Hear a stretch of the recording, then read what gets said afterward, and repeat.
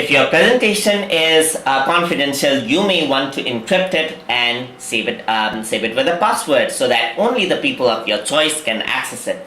To do that, you can simply go to File right here, and then you can see that there's an option to protect the presentation. Simply go over here, and there's an option called Encrypt with Password. Simply click on it, and here you can add in a password to the document.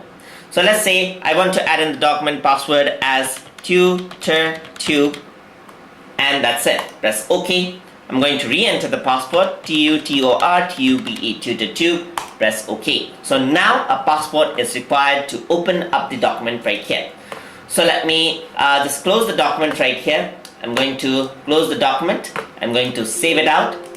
Alright, there you go.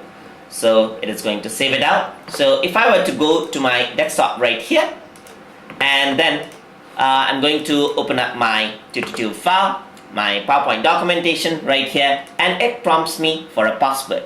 So I can type in tutor2, press OK, and now only the document starts just like this.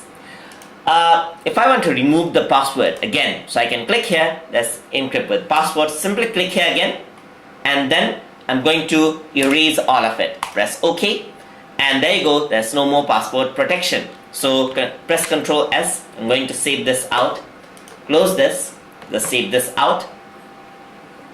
Alright, so now if I were to open this out,